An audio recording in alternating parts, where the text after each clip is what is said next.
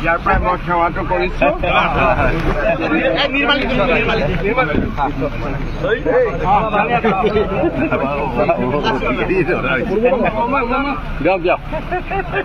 ৰাজ্যিক সভাপতি জ্যেষ্ঠ কেবিনেট মন্ত্ৰী ৰঞ্জিত কুমাৰ দাস ডাঙৰীয়া, কেবিনেট মন্ত্ৰী ৰণাজ পেগু ডাঙৰীয়াৰ উপস্থিতি।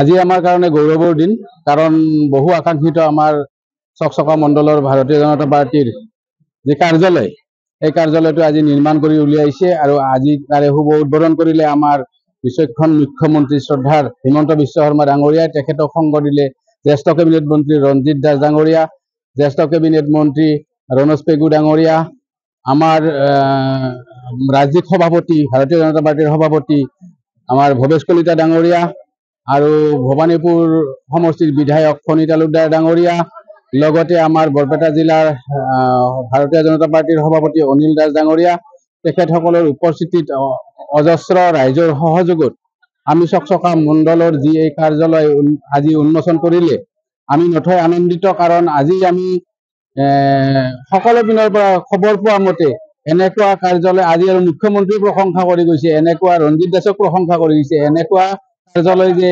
বৰপেটা জিলাৰ সৰভোগত চকচকা মণ্ডল নামেৰে কাৰ্যসূচী এটা বাস্তৱী ভৱন বুলি আমাৰ এটা কাৰ্যালয় ইমান সুন্দৰকৈ উলিয়াইছে। গতিকে আমি এই চেগতে আমাৰ ভাৰতীয় জনতা পাৰ্টিৰ সমূহ কাৰ্যকৰ্তাকে আমি ধন্যবাদ জনাইছো।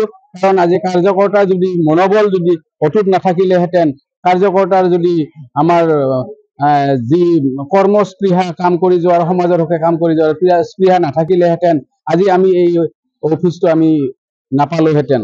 কাৰণ আমাৰ যিহেতু আমি দুবাৰকৈ আমি ৰঞ্জিত কুমাৰ দাস ডাঙৰীয়াক জয়যুক্ত কৰি আমি পঠিয়াইছিলোঁ বিধানসভালৈ, আৰু তেখেতে ইয়াৰ পৰাই যিহেতু চিনাকি, সৰভোগ সমষ্টিৰ পৰাই তেখেতৰ যিহেতু চিনাকি গোটেই অসমৰ ৰাইজৰ লগতে ভাৰতবৰ্ষত চিনাকি, সেইকাৰণে তেওঁ উপহাৰ হিচাপত আমাক আজি এই কাৰ্যালয়টো উপহাৰ দিলে।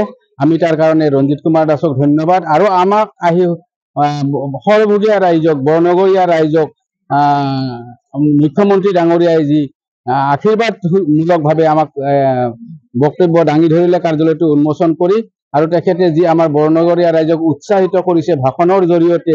গতিকে আমাৰ সকলো ৰাইজে তেওঁৰ প্ৰতি মানে অশেষ কৃতজ্ঞ হৈ থাকিব, আৰু তেখেতক আমি সদায় এনেধৰণে পাই থাকিম বুলি আমি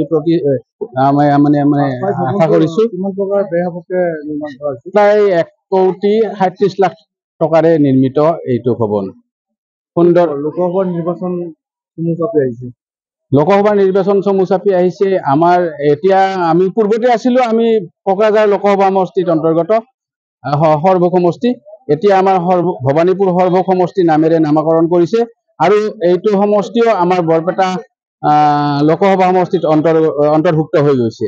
গতিকে ইয়াত আজি যিহেতু আমাৰ নিৰ্বাচন খেলা হৈছে, আমাৰ খেলা হ'ব নৰেন্দ্ৰ মোদী ডাঙৰীয়াক প্ৰধানমন্ত্ৰী পতাৰ উপলক্ষে, আৰু সেইকাৰণে আমি আমাৰ বৰপেটা যি লোকসভা সমষ্টি, আমাৰ এই লোকসভা সমষ্টিত আমাৰ মিত্ৰজোঁটৰ প্ৰাৰ্থী ভাৰতীয় জনতা পাৰ্টিয়ে হওক বা যিয়ে হওক আমি জয়যুক্ত কৰিবলৈ সক্ষম হ'ম। কাৰণ আমাৰ কাৰ্যকৰ্তা উৎসাহী, কাৰ্যকৰ্তাৰ মনোবলে আমাক এইটোকে বুজায় যে যোনে কেণ্ডিডেট নহওক কিয় তেওঁ এই সমষ্টিৰ পৰা জয়যুক্ত হ'ব, আৰু নৰেন্দ্ৰ মোদী ডাঙৰীয়াৰ তাত এটা পদুম ফুল পৰিব।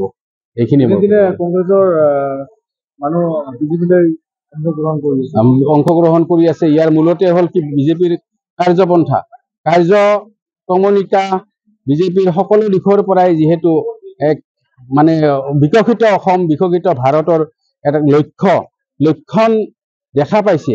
সেইকাৰণে সকলোৱে ভাবিছে যে এতিয়া আৰু কংগ্ৰেছ কৰি বা বিৰোধী দল কৰি আমি থাকি লাভ নহ'ব, গতিকে ভাৰতীয় জনতা পাৰ্টিৰ লগতেই আমি আহি সহযোগ কৰিম বিকশিত অসমৰ, সহযোগ কৰিম বিকশিত ভাৰতৰ, আৰু সেই উদ্দেশ্যে সকলোৱে এতিয়া বিৰোধী দলৰ অহাৰ কাৰণে কিছুমানে হয়তো আহিব লাজ কৰি আছে, সংখ্যালঘু অঞ্চলত কিছুমানে ভাৰতীয় জনতা পাৰ্টিত যোগদান কৰিবলৈ টান পাইছে, তেওঁলোকে AGP লৈ গৈছে।